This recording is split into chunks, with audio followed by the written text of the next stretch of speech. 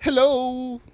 Bago tayo doon sa main content, ano. So, nagsalita na pala si Balagbag.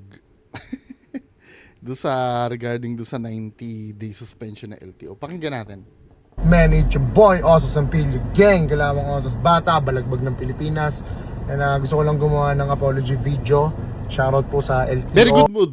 Very good move. Akala ko, aangasan mo. Pero very good, very good. Pasensya na po sa ginawa ko kung hindi po naaayon at naangkop at maaring gayahin ng ibang tao. Pasensya na po, alam ko pong mali po ako. Lubusan ko pong ipinaghihingi po ng kapatawaran kung ano man po yung nagawa ko. So yan, dumating na yung show cause order natin. Saan nyo pong tutugon po ako sa patawag po nila para makapagpaliwanag. Yan. Una sa lahat, huwag nyo pong gagayahin yung mga contents ko. Huwag nyo rin pong gagayahin yung contents ko dahil mali po. Tsaka mahal po yun. Tatagas po kayo doon. Opo. So, yun. Shoutout sa mga supporter ko dyan. Please, guys, tigilan na natin yung pang-hate. Ang dami ko sinababasa. Men, ginagawa lang ng LTO yung trabaho nila. Okay? So, no. Very good to, very good. Kasi, pinagtatanggol siya ng ibang doon sa content ko kanina, di ba? Pinagtatanggol siya ng mga supporter niya kung anong sinasabi. Di ba? Kasi si ganito, hindi mo masita, si ganyan. Meron pa nga si Mr. Beast daw ginagawa. Ano ba? Pero ano to, katulad ng sinabi ko kanina doon sa una, blessing in disguise to para makapag-isip siya ng bagong style of content. Kasi inevitable yan, yung ganyang content, inevitable yan na pwedeng may mapahamak doon sa ginagawa nila. Hindi man ibang tao, no, kundi sarili nila. Malay mo, mapasobra ng apak ng gas, 'di ba? Or hindi na control yung manibela. Hindi natin pwedeng masabi kung ano yung mangyayari sa future eh. Okay na yan. Feeling ko way yan para makapag-isip kayo ng ibang style. Na yun lang yung challenge. Ito yung magiging challenge ni Sir Galawang Osas Bata. Ang magiging challenge niya diyan, since nasana yung mga tao na palaging yung ganun yung content niya, kung paano niya ngayon ipipivot sa ibang uri ng content yung ibang tao na hindi na nila makikita yung mga binabangga-bangga, yung mga ganung bagay, no? Pero feeling ko makakaisip yan. Na siya eh. Yung fan base niya malawak na eh. Medyo madali na yan. Kaya lang syempre may mga tao na trip yung dating content mo. It takes time na maka-adapt do sa bagong style na gagawin mo. Maybe siguro yung mga suntukan na lang, yung mga ganon, no? Hindi na need yung may kailangan banggain. 'Di ba? No need to hate, hindi para dumipensa. Alam ko pong mali po ako. Pasensya na po, lubusan ko pong pinagpapasensya yan. Hopefully 90 days suspension tayo. Hirap, pero ba't nagda-drive ka pa rin? Effective na ba yung 90 days suspension niya? Nagda-drive ka pa rin, boss eh. man po sukat nakalain, hindi ko rin po alam. Pasensya na po. Yan. Or sana ganito, no? Kung gagawin nyo yon, control the environment. Kasi may bugok na nagsabi na ba't daw yung mga nagdi-drift? Na, ano ba? Merong nirentahan yun na na lugar. Hindi naman sila nagdi-drift sa Yung sa kanila kasi sa parking lot nangyari yon, kahit pa sabi mong private property ng SM yon o kung sino man, may mga ibang kotse kasi doon na pag-aari ng ibang tao. Tsaka gusto ko lang itangin. Dapat ito tinatanggalan na lisensya eh. Sili ko walang signal light. Tarantado. Sorry po. So yun po. Una po, at sa huli, hingi po ulit ako ng pasensya sa nangyari. Bawal tayo magmaneho ngayon. So, ayan po. Hindi po ako nagdadrive po ngayon. Hindi po ako nagdadrive. Ayan po. Nakatowing truck po kami. Okay. Di ba? Pwedeng gumawa ng content na ano na ganyan eh. Opo. Nakatowing truck. Ayan po, oh. Wala nga pong lisensya. Ito po kami, oh. Ayan po. Mukhang mayayari na naman sana eh, no? Oh, very good ito ah. Very good. Nakatowing truck po yan. Opo. Yan po. Yun ang unang tanong ko agad eh. Sabi ko ganun, di ba suspended ito? Nakatowing truck po. Wala pong nagdodrive kasi wala man po akong lisensya. Pasensya na po. Anyway, so yun ang magiging way niya para mag-isip ng bagong content. Or kung hindi niya, katulad ng sinabi ko kanina, kung hindi niya kayang iwan yung ganun, sa controlled environment na lang siguro. I don't know, no? Siguro mapapag-usapan naman sa LTO yun, pero pwede po kami bang gumawa ng content sa, let's say, sa abandonadong airport. Yung walang ibang nasa pag-aano yan, nasa ng LTO. Anyway, so proceed tayo dito sa susunod. Ito nakakalungkot to, min. Itong ganito, yung 30 anyos patay sa saksak daw ng umano'y kaklase. Tapos ang babaw ng pinagmulan ng problema. Karasa na naman sa paaralan, isang estudyante ang sinaksak ng balisong ng kanya umanong kaklase sa... So, paano ito? Ano ba, lumuluwag na naman yung security? Sabi ko sa inyo eh, sa umpisa lang yan eh. Ilang buwan na ba? May isang buwan na ba yung sa Tacloban? Or wala pa? Sa umpisa lang yan eh.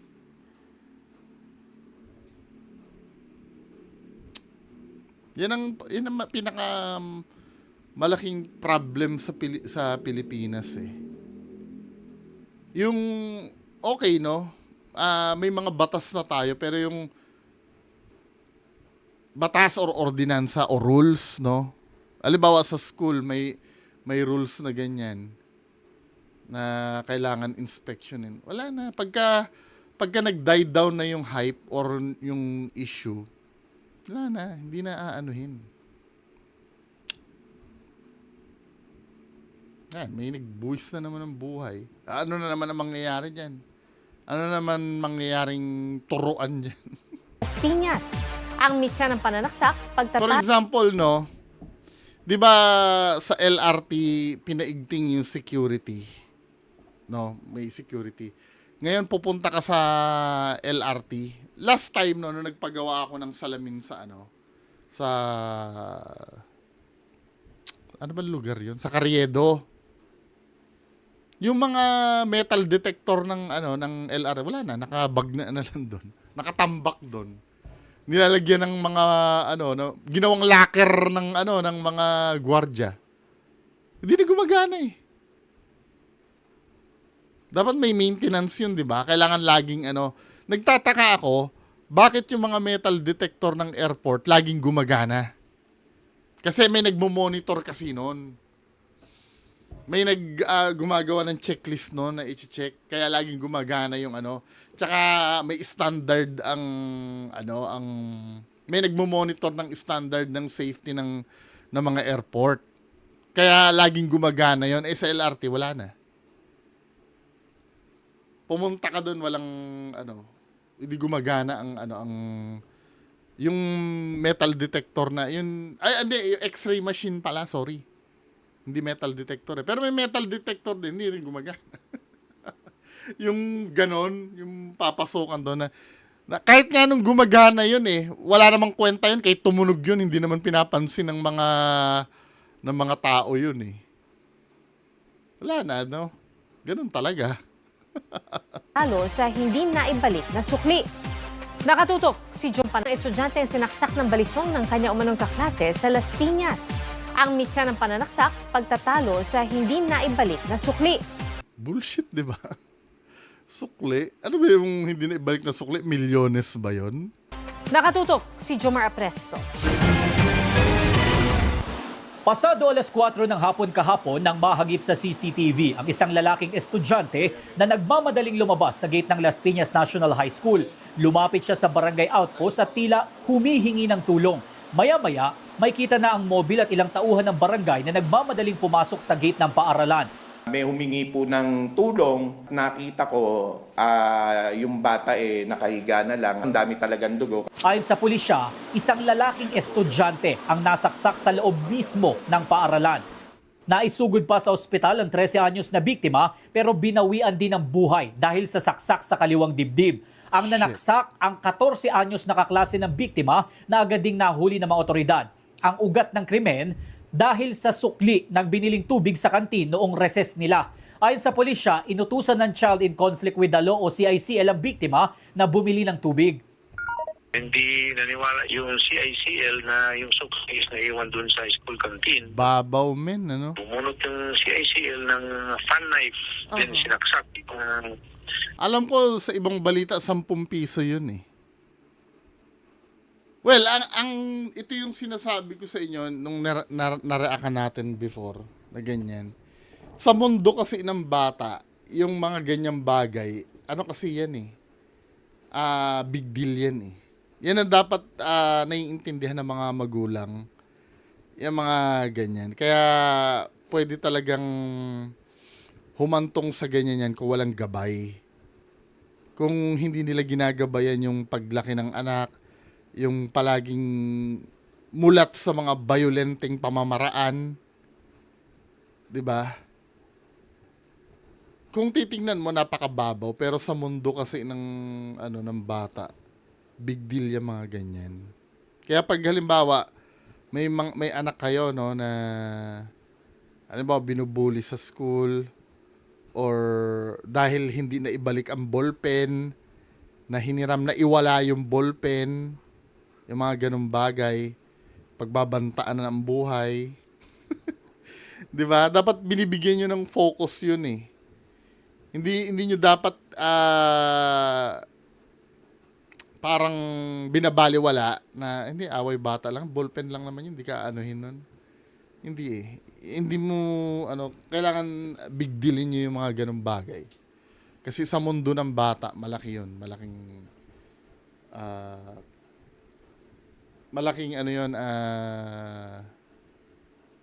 deal. Biktima. Ang nagluluksang pamilya ng biktima nananawagan sa paaralan na dapat mas higpitan pa ang inspeksyon sa entrance ng paaralan. Naigpit naman yan, nakatamara na lang kasi nga wala na yung hype eh. Diba? Hindi na po maulit. Ilan po isang beses nangyari yan eh. Stahan tayo. After nyan, maghihigpit na uli yan. Yung mga ganyan, maghihigpit na, magmi-meeting yan, ano? Kailangan pahigpit na. Wala na. Ano na yan eh. Patay na yung kabayo eh. Tapos pangalawa na huli nangyari. Na-turn over na sa Bahay Pag-asa ang CICL na nakatakdang suriin kung may discernment sa kanyang nagawa. Sinusubukan pa namin makuha ang pahayag ng pamilya ng lalaking nanaksak. Iniimbestigahan ng pulisya kung may mas malalim pang dahilan sa pananaksak at kung paano na ipasok ang balisong sa paaralan. Meron silang guardian, meron naman silang metal detector. So yun ang patuloy nating Kahit metal detector naman, ang pag metal detector, ganun lang. Wala yun. May time pa nga eh. Kailan ba nangyari yon? I think, taon na rin. Nakasabay ko sa mall papasok. Siguro, pre-pandemic siguro. May doon, may parang siya, businessman. May metal detector siya, hindi tumunog. Sinabi niya doon siguro, may dala akong barila, may permit to carry to. Gumanon siya sa Na lang ako. Hindi ko na alam nilampasan ko na nung nakasabay ko siya, tapos nag-usap-usap sila. Hindi ko na alam. Doon ko na-realize na parang tila inutil yata yung metal detector. Nung time na yon. Or talagang hindi lang masusi yung pag-check ng mga ng mga gwardiya na minsan ano na lang ano. Okay, sige na, sige na. Sa ano? Sa Trinoma, sobrang luwag. Sobrang luwag sa Trinoma. Hindi na aabalahin na anuhin mo, ipakita yung bag. Bala, pasok lang, pasok. Mukha siguro ako mayaman, ano. Kaya hindi na chine-check yung bag ko. Mukha akong mabait. Mukha akong hindi ako gagawa ng masama. Nag-inquire kung paano nailusot yung graded grip. Bukod sa panawagang hustisya, kasagutan mula sa paaralan ang hinahanap ngayon ng pamilya ng estudyanteng sinaksak sa loob ng Las Piñas National High School. Idinaraing din nila kung bakit walang naka-duting nurse nang dalhin sa school clinic ang biktima. Mula sa Las Piñas sa Katutok Live, si Bon Aquino. Bon? Lahat ng problema niya makikita na. 'Di ba? After niyan, saka na lang may magjo-duting nurse doon. Ivan, hustisya ang panawagan ng mga mahal sa buhay ng grade 9 student na nasawi matapos umanong saksakin ng kanyang kaklase sa loob mismo ng Las Piñas National High School kahapon. Masiyahin, mahilig mag-rap. Masunuring bata na pang-8 sa 9 na magkakapatid. Pang-8?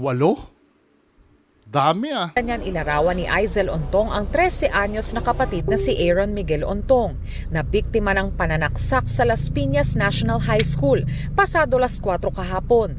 Suspect ang 14 anyos na kaklase. Inutusan daw po bumili ng tubig. Tapos yung sukli daw po na 10 na iwan sa 10, men, no? kantin. Tapos yung babalikan na po ng kapatid ko, hindi daw naniniwala yung sumaksak. Tapos naglabas daw po ng patalim. Ang sabi daw po ng kapatid ko, baka saksakin mo ako niyan. Tapos bigla na lang daw po sinaksak. Nakapaglakad paan niya ang kapatid matapos saksakin. Nilala po nila sa clinic, school ng clinic po. Wala daw pong nurse. Tapos napatagal pa po kasi yung sasakyan nga po, wala rin. Pero ma'am, feeling ko kahit may nurse doon sa clinic, as is pa rin yung kailangan sa ospital pa rin. Mas lalo nga maaabala yan kung may nurse sa clinic kasi hindi naman sa sinasabi ko dapat wala, ha? Ibig ko sabihin, lalong madidelay. Hindi, wait lang. Pwede naman, no? Magkakaroon ng first aid. Alam kasi ng nurse kung anong gagawin, lalagyan ng pressure yung sugat, 'di ba? Oh, pwede, dapat nga may nurse. Pero kahit na kung ako ang tatanungin, kahit na may nurse 'yun,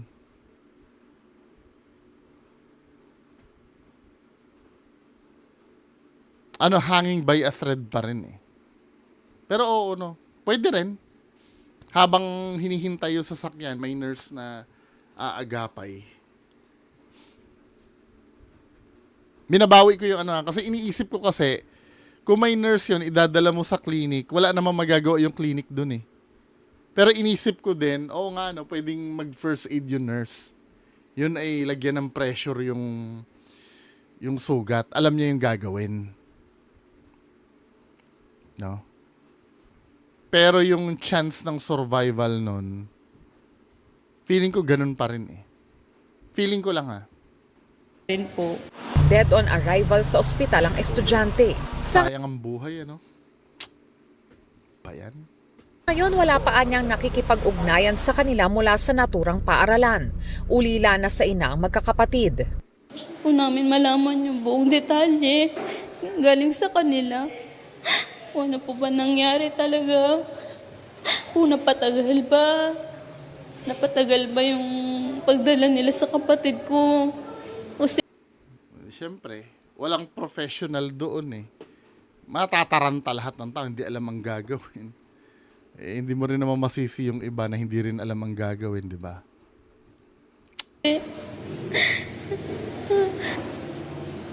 Bakit tumagal? Ba't walang nurse? Kasi kung may Walang budget. nurse, dapat may first aid, di ba Correct. Yan pala yung yung reason. po? Kung nalagyan siya ng first aid, siguro Aabot. masasagip pa. Hindi ko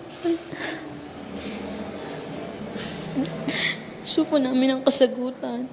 Sinubukan naming makipag-ugnayan sa principal ng paaralan pero sinabihan kami ng security guard na wala siya roon at hindi sila pwedeng magsalita kaugnay sa insidente. Nilak yung school no? Sa opisyal na pahayag ng paaralan, sinabi nitong ikinalulungkot nilang insidente. Sa kabila ng mahigpit na patakaron, nakapasok nga eh. Ano mahigpit ng pinagsasabi nyo? Kinakalungkot at pinapahayag ng insidente ng karahasan sa pagitan ng mag-aaral ng Las Piñas National High School ngayong ika-31 ng Hulyo. Bilang tugon agad na nakipagtulungan at nakipag-ugnayan ang aming pamunuan sa kinauukulan ng otoridad bilang bahagi ng umiiral at angkop na proseso at alituntunin. umano ng mahigpit na patakaran nila sa kaligtasan at seguridad. Bilang tugon, agad umano silang nakipagtulungan at nakipag-ugnayan sa mga otoridad. Sinusubukan pa naming kunin ang pahayag ng Department of Education. Tumanggi namang magbigay ng pahayag ang kaanak ng 14 anyos na Child in Conflict with the Law o CICL. Desidido naman ang pamilya ng biktima na magsampa ng reklamo. Sabi ko, 10 piso. Kaya ko naman doblehin yun. Sana hindi niya na... Kahit nga 100 10 Sinaksak yung kapatid ko. Hustisya po para sa kapatid ko. Sana po tulungan ko po kami. Ano kaya tumatakbo sa isip nun, nung hindi na ibigay 10 piso? Paano niya na-process sa utak niya na kailangan buhay ang kapalit?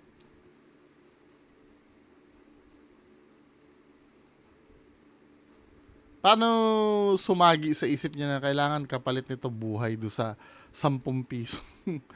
Actually sa edad na yan, 13 'di ba o 14, alam mo na yung halaga ng 10 piso eh.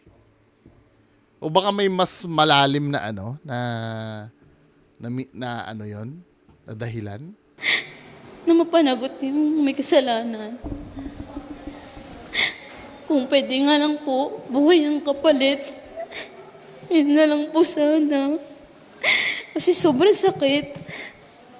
Sobrang sakit para sa amin po. So, wala pang, naman ka na. ang mahirap na wala pa sakit yung kapatid mo, no? Tapos biglang namatay ng gano'n. Alam mo yan, noon pa man, hindi kami nagkulang ng pangaral sa'yo. Alam ko, sinusunod mo si ate.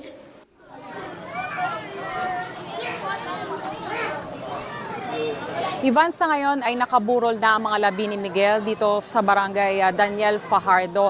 At ayon sa kanyang kapatid ay naisailalim na ang kanyang labi sa autopsy at sa ngayon ay nihintay na lamang nila ang resulta nito. Ivan? Maraming salamat, Von Aquino. Wala ganun talaga.